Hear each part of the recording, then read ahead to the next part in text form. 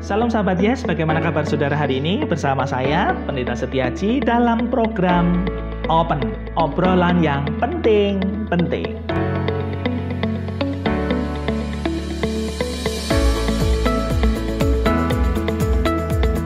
Nah, saat ini sahabat-sahabat Yesus, kita kedatangan seorang narasumber yang luar biasa hebatnya, yang sudah terkenal. Beliau juga selain dosen di Indonesia, juga menjadi dosen terbang di Jepang dan di beberapa universitas lainnya. Dan juga beliau mengajar psikologi di Unika, Universitas Katolik Sudio Pranoto Semarang, juga menjadi dosen saya dulu di UKDW, dosen psikoklinis dan juga neuroscience.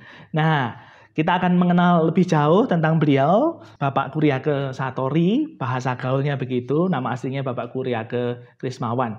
Dan kita akan melakukan percakapan kita. Monggo Pak. Jadi saya Kuriake, senang terhubung dengan Anda semua, para sahabat Yes. Nah, siapa saya? Saya adalah pengajar dan dosen di Fakultas Psikologi Sudia Pranata di Semarang. Di sini saya mengajar psikolog klinis, saya menjadi kepala bagian klinis dan kepala untuk pemulihan kecanduan. Selain itu, saya memimpin pelatihan untuk berbagai macam perusahaan, untuk lembaga-lembaga, untuk bank, dan untuk berbagai instansi. Kerjaan yang lainnya, kerjaan sampingannya adalah debus, saudara-saudara, sahabat dia, semasa gemen gitu. Nah, misalnya kayak gini, injak-injak beling, makan beling ketika sudah mulai kelaparan.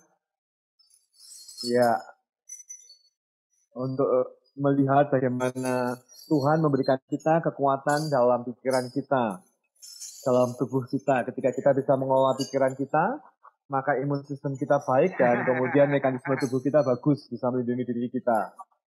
Misalnya termasuk teman-teman yang lihat kadang-kadang kalau orang debus injak-injak api, nah sesungguhnya itu juga pikiran juga, nggak ada magicnya, nggak ada setan-setannya, tetapi bagaimana mengelola pikiran.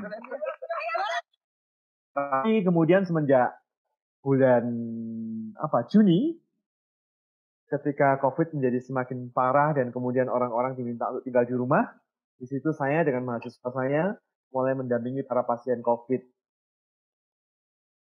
Ini adalah tim saya di bulan Juni yang lalu, di mana kita setiap jam 3:30 sore sampai jam 9:30 malam, kita menemani para pasien COVID. Apa saja yang kami lakukan? Konseling semacam ini, ngobrol pasien. Kami memastikan supaya para pasien itu mantap hatinya untuk mau isolasi.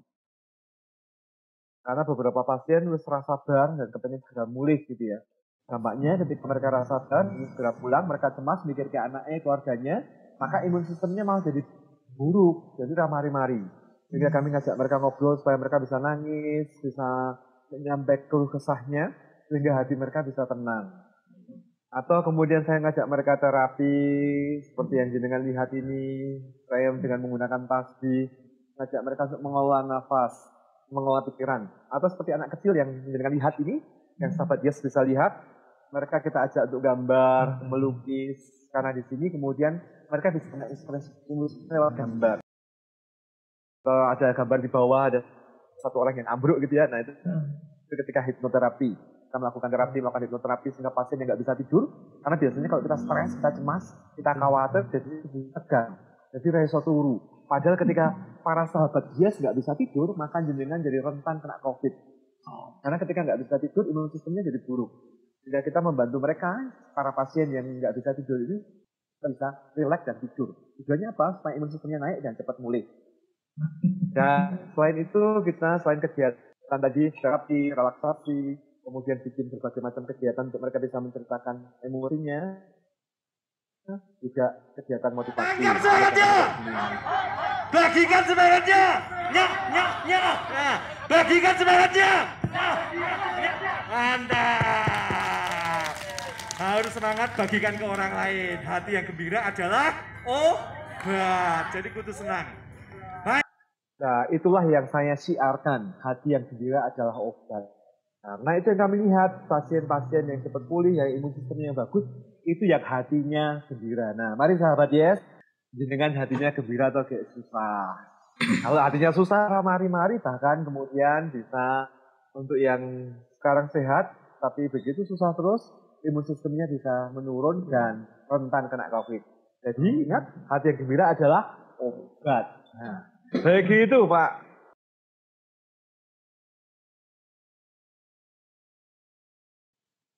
Planningnya begitu, rencananya begitu. Meskipun itu kan tetap tantangan. Karena selama di sana, jenengan bisa bayangkan, para sahabat Yes bisa bayangkan, mereka para pasien yang khawatir. Karena mereka ada di situ. Tapi bapaknya dirawat di rumah sakit lain, anaknya di rumah sakit yang lain. Sehingga mereka tuh cemas. Mereka gelisah. Nah begitu cemas, gelisah, dan mereka nangkon bingung, orang kenal kalau perawat lain. Dan tiba-tiba muncul mau segera jelas psikolog-psikolog yang ngajak ngobrol mereka. Dan tiba-tiba mereka merasa lego. Dan ketika mereka merasa akrab, lego, kadang-kadang mereka itu tanpa sadar kemudian saking senangnya debek tangan kami. Kadang-kadang ketika kami ngobrol, tiba-tiba mereka merangkul dari belakang. Kami kan syok, kaget gitu. Jadi kami sungguh itu mukjizat nanti 6 bulan ini masih selamat itu sungguh-sungguh penjagaan Tuhan yang luar biasa. Iya, utamanya itu supaya imunitasnya tinggi. Karena apa? Karena memang rano pete COVID itu. Para pasien hanya diberi vitamin D dan vitamin E. Untuk pasien-pasien yang OTG ya. Obat-obat yang lainnya itu kalau pasiennya itu punya komorbid misalnya kalau dia punya diabetes atau punya jantung. Nah itu obat diabetes, obat jantungnya gitu. Tapi untuk COVID-nya ya D dan E itu. Sehingga caranya meningkatkan mereka supaya cepat mulai imun sistemnya. Oh iya, sebenarnya COVID itu yang gilanya wedi. Saya juga wedi, aslinya wedi gitu. Lah, wong di rumah juga ada ibu saya yang umurnya sudah di atas 70 tahun. Beliau ada anak-anak gitu ya? stroke, beliau ada jantung. Di rumah juga ada anak-anak, umurnya 4 tahun anak saya. Sehingga saya bisa menjadi carrier. Jadi kalau ditanyain takut, apa enggak takut gitu. Sungguh-sungguh takut gitu ya. Tapi kemudian saya pikir, ya ini peran saya. Ini siar saya. Ini saya berbagi tentang hidup gitu ya. Ini sebenarnya sudah nggak semata-mata demi pasien atau demi orang lain. Ini demi saya untuk menjaga kemanusiaan saya. Saya tetap jadi menungso. Karena secara alami butuh saya boleh duit, kerja, atau fokus untuk menyelamatkan diri. Karena dengan menjadi sukarelawan, orang-orang juga jadi menghindari saya. Bahkan beberapa yang tadinya mau ngundang saya jadi pembicara, kemudian ketika saya memberitahu bahwa saya jadi sukarelawan, langsung mereka menunda dan membatalkan gitu ya. Jadi itu juga sedih gitu. Tetapi ya, ini cara saya untuk menolong diri saya sendiri menjaga kemanusiaan saya. Ini yang saya omongkan ke mahasiswa saya. Jadi sesungguhnya kita nggak semata-mata nolong mahasiswa, tapi nolong diri sendiri untuk tetap jadi menungso. Jadi takut, ya. Saya takut juga.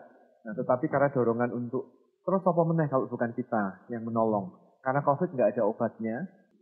Tapi bukan berarti kalau komorbid pasti selalu meninggal. Karena yang saya temuin, yang saya dampingi, para komorbid pun bisa bertahan. Ketika tadi resepnya, hati yang gembira adalah obat. Sehingga itu yang saya sampaikan baru ulang-ulang. Dan kemudian dilakukan dengan banyak kegiatan. Supaya hatinya gembira.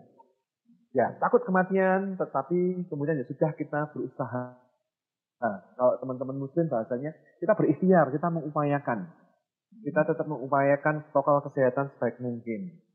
Tapi tetap harus mengakui bahwa ada banyak hal di mana itu di luar kendali kita. Ya wis, ya di luar kendali kita ya pasrah gitu ya. Dia meneh lah, dia meneh. Tapi tetap berusaha. COVID jelas gak ada obatnya dari diri kita. Berarti sepakat kalau imunitas kita baik, obatnya dari diri kita sendiri. Termasuk suara itu yang terus saya omongkan ke saya dan tim. Jaga hati untuk selalu gembira. Sehingga rasanya kalau 6 bulan ini kami nggak terpapar COVID, kok rada bahaya. Pasti ada titik di mana kami pernah terpapar. Tapi yang membuat beda adalah imun sistemnya bagus. Begitu imun sistemnya bagus ya sudah, itu yang membuat kemudian kami bisa bertahan gitu. Sehingga kami tetap berjuang untuk memperjuangkan kami tetap waras. Sehingga ketika down gitu, ini yang kami lakukan. Ini yang saya lakukan teman-teman. Ya gitu Pak Jadi kami itu biasanya joget-joget, ngedan, kami di sana itu karaokean, kami itu kemudian meeting, dan itu menjaga hati kami tenang. Nah teman-teman, itu saya dan pasien itu pun joget-joget kayak gini.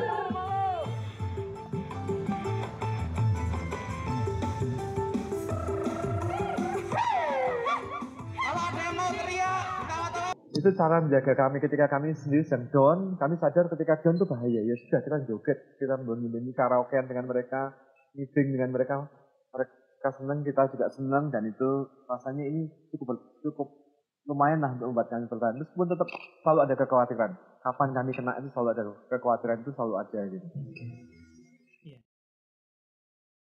Ya, kami ada di 2 tempat, namanya di rumah dinas wali kota dan di rumah sakit Ketileng. Ada di 2 lokasi. Tapi memang kemudian tergantung berapa banyak saya tim. Jadi kadang-kadang saya dapat 6 orang gitu ya, kita bisa bagi 2 tempat. Tapi ada masa sebulan cuma saya hanya berdua atau pernah hanya sendirian. Berarti ya sudah saya sendiri di satu lokasi gitu. Jadi memang tergantung, dan jumlahnya anak kan juga naik turun. Kadang-kadang orang tua khawatir sehingga anak dilarang gitu. Kadang-kadang mereka yakin lagi diizinkan. Jadi memang tergantung pada situasi. Selain mendampingi di 2 tempat ini yang massal, juga di beberapa tempat yang lain kayak di Elizabeth, di Purworejo. Tapi memang pendampingannya personal. Jadi kemudian karena banyak orang sudah kenal, kalau kami mendampingi mereka telepon dan minta ditemani gitu ya. Sehingga saya minta anggota tim untuk ke sana dan menemani secara personal, datang secara personal, memberikan dukungan pada keluarganya. Karena kalau sampai bulan Juli yang lalu, orang-orang masih bisa dengan jelas menyebutkan mereka tertular di mana. Tapi mulai Agustus, September itu mereka nggak ngerti. Kenapa nanti orang ngerti. Nampaknya memang COVID itu nyebar di mana-mana. Jadi mereka nggak susah untuk bilang kluster ini itu susah. Ini barangnya kemana-mana. Dan kemudian juga kenanya juga sudah terlalu banyak lah, sak kantor kena bareng gitu. Iya betul, masif gitu ya. Sudah masif, sak keluarga hampir semuanya kena. Kemudian kasus-kasus sedih yang depresi karena terus ngomong soal watuk tapi tidak segera tes, menunda-nunda tesnya karena mereka pikir itu hanya watuk biasa saja. Setelah 6 hari, 7 hari baru sadar ketika kemudian indera perasanya hilang. Beberapa gejala itu selain penciuman hilang, kadang terasa nih ketika ngicipi pedesnya rasa pedes meneh gitu, manisnya rasa manis meneh. Ada juga yang mencium parfum saya nggak cium parfum ngambuk galak, nah sekarang ngambuk meneh, nah gitu ngapain ngambuk galak ngambuk. Yang sedih wis tuku parfum larang-larang diambu ora mambu kuwi. Biasanya kemudian mereka baru menyadarinya. Orang itu baru sadar setelah berhari-hari penciumannya hilang, baru kemudian kayak belum tes swab. Sudah terlambat 6 hari. Bagaimana dengan pasca dirawat? Seperti contohnya teman-teman mahasiswa begitu pulang dari sana kehilangan kos, mereka harus keluar dari tim karena masyarakat memandangnya berbeda. Nah itu baru teman-teman relawan. Ada juga beberapa perawat dokter diusir dari kampungnya, gitu kan? Sudah dinyatakan negatif, sudah swab 2 kali, tapi nggak bisa berbaur di masyarakat. Gitu. Bagaimana Pak? Wah iya, memang sangat banyak sekali, dan itu disematkan karena ngerinya stigma gitu ya. Ngerinya stigma sehingga kemudian orang-orang yang sudah negatif pun mereka tetap dihindari. Itu kayak tim saya, mahasiswa saya tuh yang jadi sukarelawan di Serskopos gitu ya. Yang saya tuh kami itu pakai APD, kami itu lebih aman ketimbang jenengan-jenengan yang sobonang pasar gitu ya. Tapi tetap saja mereka dihindari. Nah di wilayah ini yang memang rasanya ini peran dari lembaga lain lah, pemuka agama, pemerintah juga untuk menyuarakan. Kalau kami sendiri, kami nggak melakukannya. Kami hanya menolong mereka, menolong para pasien ini yang kemudian chat ke kami, Mas aku kok operasi kompo ya Mas yo. Nah kita omong ya sing sabar. Memang mereka saking takutnya, jadi dimaklumi karena mereka takutnya reaksinya gitu. Tapi pelan-pelan akhirnya nanti mereka juga akan tahu. Kami hanya ke para pasiennya. Tapi rasanya kita butuh para sahabat Yes untuk menyuarakan di gereja, di sekolah, di lembaga-lembaga supaya jangan orang sakit tapi bisa juga dari uang kembalian yang jenengan terima, dari gelas yang jenengan pegang, dari meja tempat panjenengan semuanya para sahabat Yes barusan ngopi di kafe. Karena kenyataannya virus itu bisa bertahan sampai 1 hari ketika itu nempel misalnya di besi, di gelas, bisa sampai 24 jam. Sehingga kalau bicara tentang penyebaran bisa aja dari manapun juga. Sehingga jangan tolak mereka, tapi tingkatkan imun sistem jenengan karena kita nggak bisa menghindari virus ini. Yang harus dilakukan tuh Pak Pendeta. Nah, Pak Pendeta, mari Pak Pendeta ikuti saya dan para sahabat Dia semuanya ikuti saya. Angkat tangannya. Jadi tenang Pak Pendeta, angkat tangannya dan ikuti kata-kata saya. Meskipun. Ini mantranya ya, meskipun. Ulangi lagi. Meskipun masyarakat menolak saya. Masyarakat menolak saya. Tetangga curiga dengan saya. Tetangga curiga dengan saya. Orang-orang dan sahabat menghindari saya. Orang-orang dan sahabat menghindari saya. Yang harus saya lakukan, Yang harus saya lakukan, yang harus saya lakukan, yang harus saya lakukan, sabar. sabar. Ngakui, ya wes piye meneh rasa dihindari, ya sabar. Lah piye meneh wong kita melawan stigma mereka dan mereka wedine minta ampun, ya wes sabar, sabar. Sehingga peran kita ya hanya sabar. Edukasi dan macam-macam itu biarkanlah gereja yang menyuarakan lah. Biarkanlah itu pemerintah yang menyuarakan. Kalau panjenengan para korban, para ex-pasien yang menyuarakan, kowe rasa wedi aku. Alah, tetap aja mereka tetap gila. Jenengan ngumpul ke mereka dan kemudian ngandani aku wis mari, itu sertifikate. Kok malah tambah wedi. Atau jenengan masang sertifikat nanggon warung ya. Sudah sembuh dari Covid, tambah sepi warungnya malahan. Jadi kalau dari upaya kita kita yang ex-pasien ya rasanya susah. Tapi ini pentingnya. Karena masyarakat akan ngerokok sapa? Masyarakat akan ngerokok pendeta nih. Masyarakat ngerokok sapa? Masyarakat ngerokok majelis. Sehingga mari majelis, para pendeta, pemuka agama, pemerintah adalah yang menyuarakan. Jangan tolak para ex-pasien. Kalau jenengan takut ke Covid, ketularan sosok ngendi-ngendi saiki wis nyebar nanti. Sehingga caranya adalah 3M tadi, pakai masker, cuci tangan, jaga jarak. Bukan menghindari pasien yang sudah sembuh. Begitu. Untuk pasien yang sudah sembuh tadi resepnya apa? Sabar. Nah dipikir tambah loro ati malahan. Sabar. Ada pesan terakhir untuk para penderita dan juga ex-pasien begitu. Monggo Bapak. Ya, untuk para panjenengan yang pertama untuk panjenengan yang masih sehat. Covid reso dihindari, serius. Ya Covid reso dihindari. Jenengan nggak tahu uang kembalian yang ditompo saka warung itu apakah itu ada Covid-nya atau tidak. Jenengan nggak bisa tahu kan? Mosok ya nyekel kemudian lebok ke plastik terus kemudian berarti akan diubah. 1-2 orang mungkin bisa ngubah duit itu. Tapi beberapa yang lain kan ceroboh, ya kan? Sahabat ya, nah, ya kan pada ceroboh kan? Sama saya juga. Jenengan juga nggak bisa menghindari nang omah terus. Tapi beberapa kita sahabat yes, yang kita harus keluar, yang kita harus boleh duit, yang kita pekerja harian. Kan ya orang mungkin nang omah terus. Sopo sih makannya anak bojo kita? Terpaksa kita harus ketemu mereka. Harus ketemu orang di jalan. Dan berarti kan kita sangat mungkin terpapar Covid. Karena kadang kita senggolan di pasar. Ketika di bagol tahu ngasih kita tahu dan kemudian dikasih tas reseknya itu.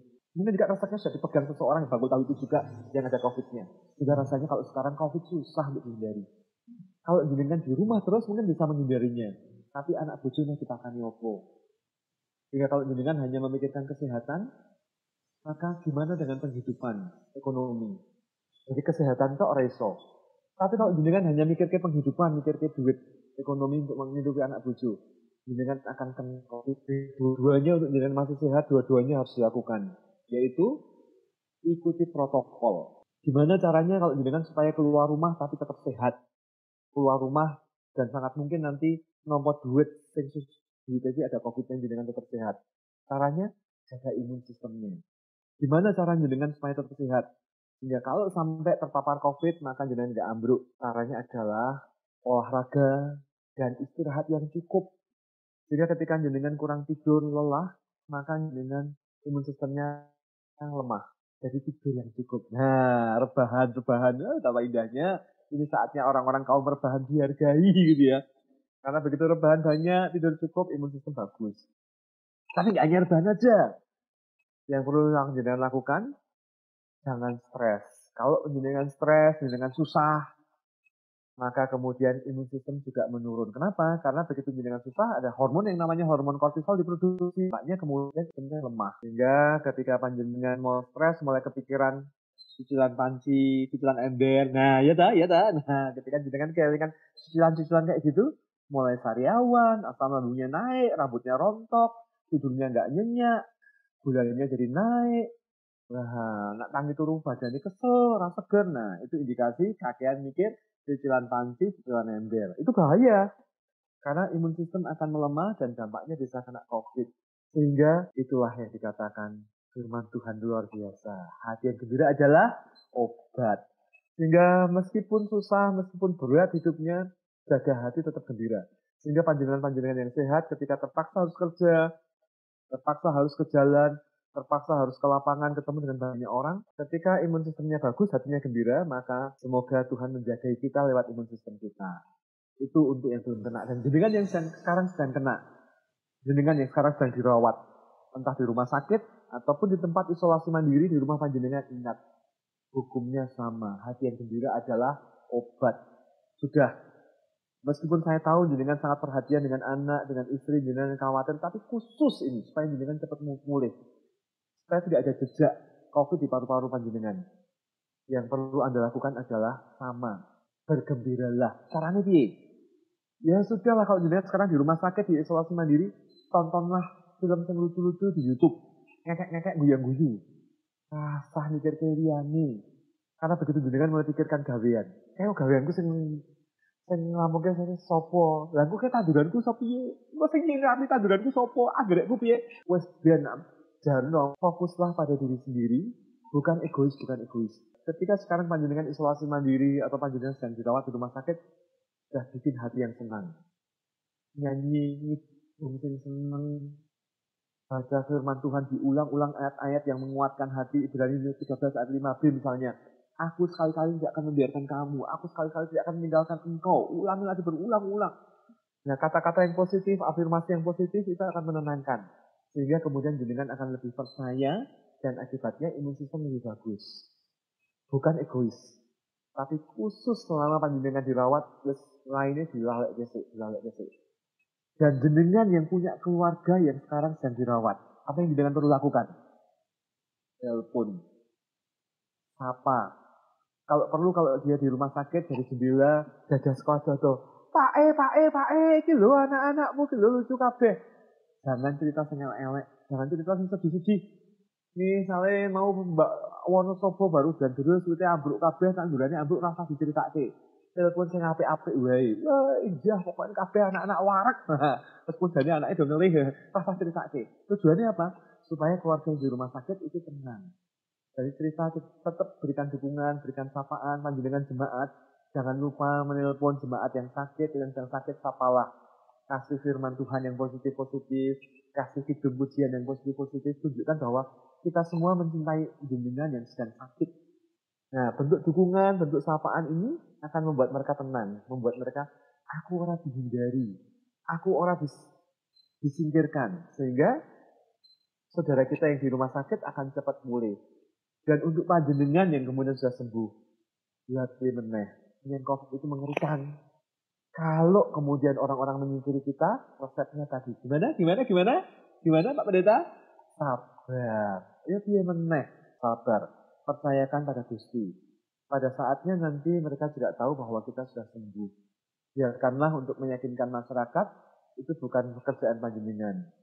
Karena semakin panjenengan berusaha meyakinkan mereka, mereka semakin gilo. Biarlah itu gereja. Biarlah itu pemerintah. Biarlah itu lembaga-lembaga yang mensuarakan.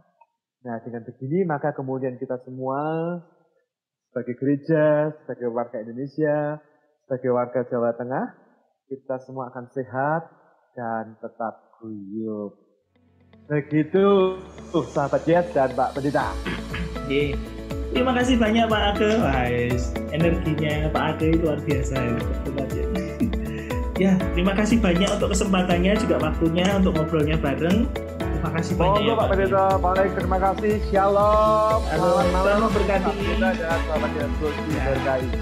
Nah, sahabat-sahabat Yesus, demikian percakapan kita luar biasa bersama dengan Pak Age. Catatan penting buat saudara dan saya adalah 1. Jaga imunitas tubuh kita dengan baik. Yang kedua, jangan kehilangan semangat, sukacita, dan juga kebahagiaan. Bagaimana caranya? Ingat sabda Tuhan. Hati yang gembira adalah obat. Nah, karena itu sahabat-sahabat Yesus, demikian percakapan kita dalam program Open kali ini. Tetap semangat, tetap sukacita, jangan kehilangan kegembiraan dan sukacita saudara. Dan ingat, hati yang gembira adalah obat. Tuhan Yesus memberkati. Sahabat-sahabat Yesus dimanapun saudara berada, jika saudara merasa mari bagikan firman ini kepada teman, saudara, keluarga, dan kerabat dimanapun saudara berada. Dan jangan lupa tulis komentar dan klik tombol subscribe, dan Tuhan Yesus memberkati. Terima kasih. Putih.